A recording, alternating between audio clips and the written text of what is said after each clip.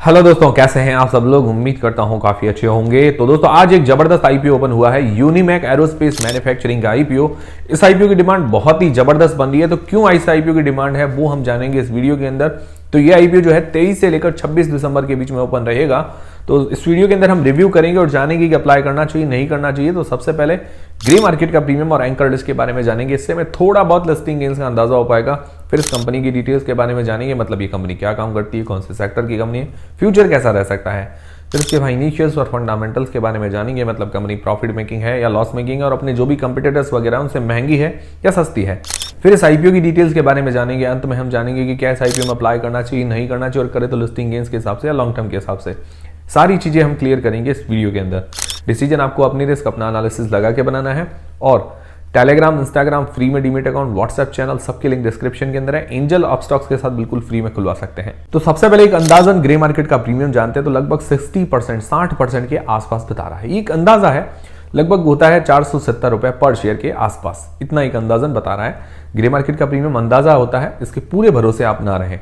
फिर इसकी anchor list की बात करें तो एंकर इन्वेस्टर्स के द्वारा 149 करोड़ रुपए जुटाए गए हैं, मतलब काफी अच्छा अमाउंट जुटाए गए हैं। तो अगर बात करें डीआईआईस की, उसके अंदर ICICI, Axis, Tata, Motilal Oswal, Edelweiss, HSBC, Bandhan, ऐसे कई बड़े म्यूचुअल फंड हाउसेस शामिल है। फिर बात करें एफआईआईस की, तो उसके अंदर गोल्डमैन सैक्स, कॉप्टाल मॉरिशस, नाटेक्सिस और क्लारस कैपिटल, तो ऐसे कुछ बड़े नाम शामिल हैं। मतलब एफआईआईस, डीआईआईस की बात करें दोनों में ही अच्छे नाम है। उसके अलावा इंश्योरेंस कंपनीज भी हैं। तो उसकी रेटिंग अबव एवरेज आप दे सकते हैं, लगभग 6.5 जैसी रेटिंग दे सकते हैं। तो मतलब काफी अच्छी इसकी एंकर लिस्ट है। तो जो पहला पॉइंट है जीएमपी एंकर लिस्ट, यहां पर तो ये पास हो जाता है, मतलब काफी अच्छी एंकर लिस्ट है, काफी अच्छी जीएमपी चल रही है। फिर जानते हैं इस कंपनी की डिटेल्स के बारे में, मतलब ये कंपनी काम क्या करती है। तो कंपनी जो है सन 2016 के अंदर इनकॉर्पोरेट हुई थी। करीब करीब अब 8 साल हो गए हैं इस कंपनी को। 2025 लग जाएगा, फिर 9 साल भी हो जाएंगे इस कंपनी को।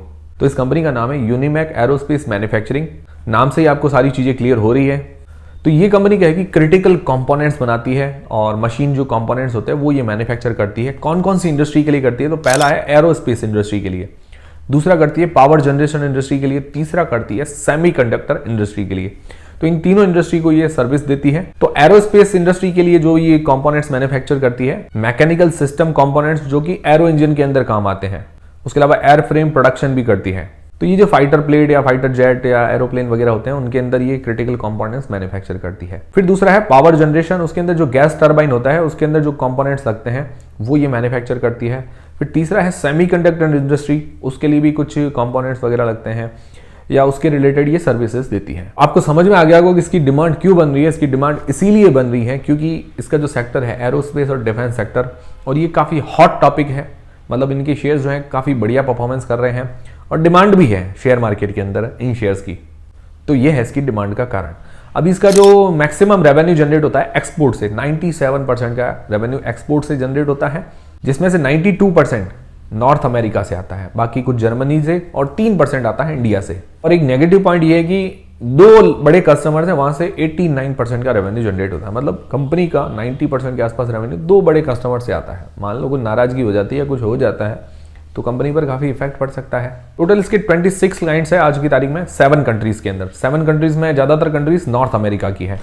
तो ओवरऑल सेक्टर अच्छा है। अब इसके फाइनेंशियल्स और फंडामेंटल्स जान लेते हैं, जो कि 2022 से 2024 तक दिए गए हैं और 2 क्वार्टर के दिए गए हैं 30 सितंबर 2024 तक। तो एसेट्स देखते हैं। तो एसेट्स के अंदर साल दर साल ग्रोथ है। 56 करोड़ से 509 करोड़ रुपए हुए हैं। लगभग कितनी 9 से 10 गुना के बीच में ग्रोथ है, काफी अच्छी बात है। रेवेन्यू के अंदर भी साल दर साल ग्रोथ है। 37 करोड़ से 213 करोड़ रुपए के आसपास हुआ है।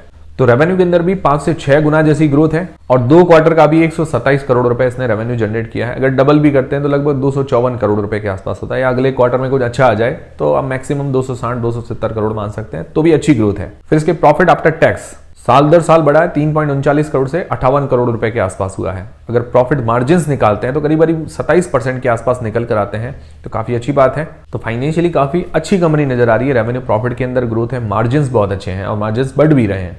फिर इसकी नेट वर्थ बढ़ी है। इसके अंदर रिजर्व्स 113 करोड़ रुपए के हैं। उधारी है 74 करोड़ रुपीस की, जिसके अंदर फ्रेश इश्यू से पैसा जुटाएगी 250 करोड़ रुपए। उनमें से 40 करोड़ रुपए इसकी उधारी चुकाने के अंदर काम में आएंगे। पीछे थोड़ा बहुत डेट रह जाएगा, बट एनुअल प्रॉफिट देखें या इसके अंदर रिजर्व कैश देखें तो बिना डेट पे करने की कैपेसिटी रखती है। तो फाइनेंशियली ये कंपनी काफी स्ट्रॉन्ग नजर आ रही है।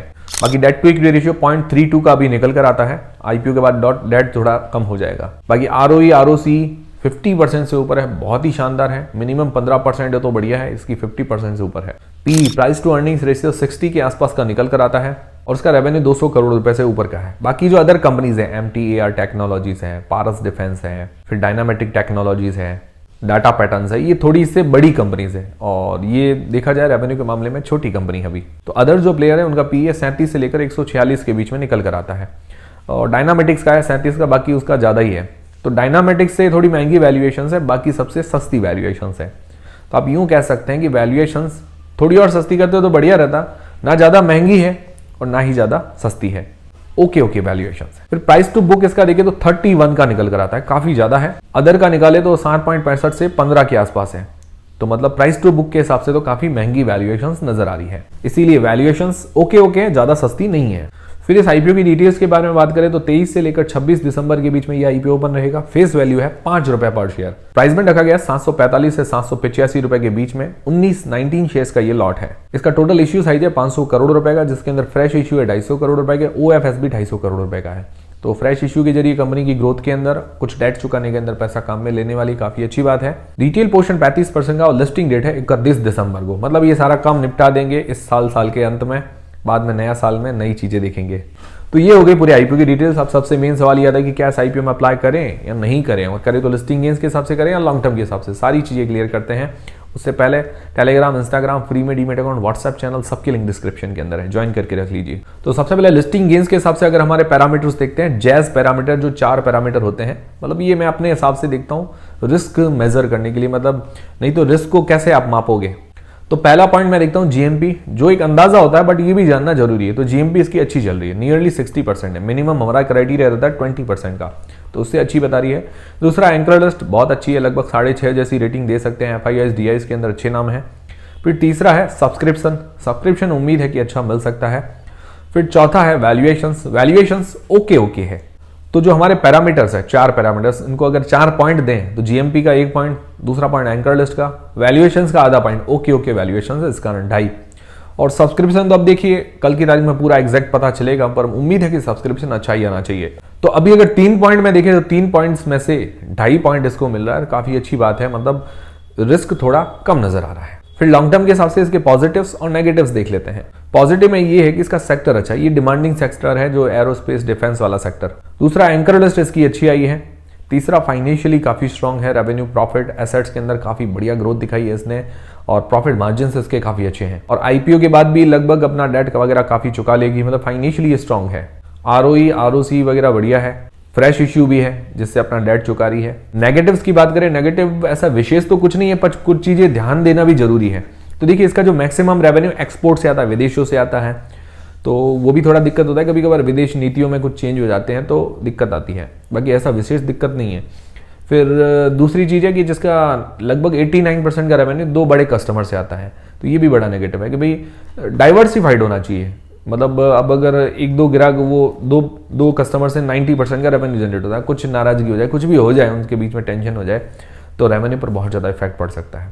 तो इसलिए डाइवर्सिफाइड होता है ना, एक कस्टमर से ज़्यादा 5-6% का रेवेन्यू आना चाहिए। मतलब ऐसा विशेष दिक्कत नहीं है। देखिए कंपनी को, हर किसी को अपनी अपनी जरूरतें होती है, बट नेगेटिव्स है वो भी जानना जरूरी है। बाकी वैल्यूएशंस थोड़ी और सस्ती करते तो बढ़िया रहता। और बाकी अभी इस सेक्टर की बात है तो अभी ये बहुत कंपिटिटिव सेक्टर हो गया है, इसके अंदर बहुत कंपनियां आ रही है, पहले से ही काफी कंपनियां लिस्टेड है, अब आने वाले टाइम में और भी कंपनियां लिस्ट होने जा रही है। बाकी ओवरऑल अच्छा आईपीओ है, अच्छी डिमांड नजर आ रही है, लॉन्ग टर्म लिस्टिंग गेन्स दोनों के हिसाब से परफेक्ट नजर आ रहा है, खराब नहीं है।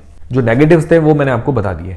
तो अब आप लोगों की स्ट्रेटजी क्लियर हुई है नहीं हुई है, और ये आईपीओ, इसका रिव्यू आपको समझ में आया नहीं आया, मुझे कमेंट करके जरूर बताइएगा। और समझ में आया है तो वीडियो को एक लाइक जरूर करें, चैनल को सब्सक्राइब कर लें। मिलते हैं दोस्तों अगले वीडियो के अंदर। Telegram, Instagram, WhatsApp channel, free में डीमेट अकाउंट, सबकी लिंक डिस्क्रिप्शन के अंदर है।